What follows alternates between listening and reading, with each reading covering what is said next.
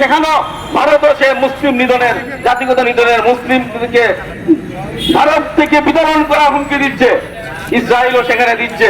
আমরা বিশ্ব মুরব্বীদেরকে, বিশ্ব পরাশক্তিদেরকে এসব সন্ত্রাসীদের বিরুদ্ধে কোন কার্যকর প্রতিরোধ ব্যবস্থা দেখি না, বরং উল্টো আমরা দেখি যে সেই বিশ্ব মুরব্বীরা তাদেরকেই সমস্ত সাহায্য সহযোগিতা, অর্থনৈতিক সহযোগিতা, সামরিক সহযোগিতা, রাজনৈতিক সহযোগিতা সবকিছু তারা তাদের সন্ত্রাসীদেরকেই করে। আজকে গোটা বিশ্ব এই সন্ত্রাসীদের দখল থেকে মুক্ত করার জন্য আজকে আমাদের বাংলাদেশে আমরা দেখেছি গত নির্বাচনে একটি দেশের ভারতের একচেটিয়া সমর্থনে আজকে বাংলাদেশের নির্বাচন বলতে কিছু নাই। জনগণ তাদের ভোটের অধিকার, তাদের রাজনৈতিক অধিকার ব্যক্ত করতে পারে না, দেওয়ার কোনো সুযোগ নাই। নোংরা ভাবে ভারত বাংলাদেশের রাজনৈতিক অভ্যন্তরীণ রাজনৈতিক বিষয়ে তারা হস্তক্ষেপ করে একটি দলকে তারা সমর্থন করে বারবার ক্ষমতা নিয়েছে। এদেশেও মানবাধিকার লঙ্ঘন করছে।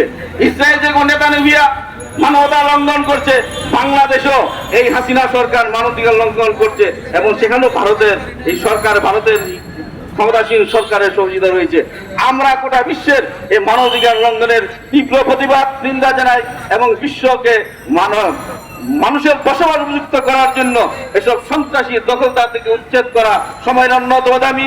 আজকে আমরা আশা করি বাংলাদেশের সিভিল সোসাইটির পক্ষ থেকে মানবতার পক্ষের এই সমাবেশ, বিক্ষোভ সমাবেশ আশা করি সমস্ত মানবতাকে জাগিয়ে তুলবে, এই আশাবাদ ব্যক্ত করি আমার বক্তব্য শেষ করছি।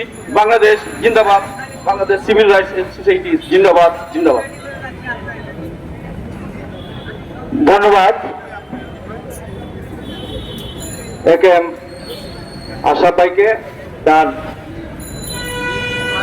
জানাময় বক্তব্যের জন্য। সংগ্রামী উপস্থিতি, ইতিমধ্যে আমাদের মাঝে এসে উপস্থিত হয়েছেন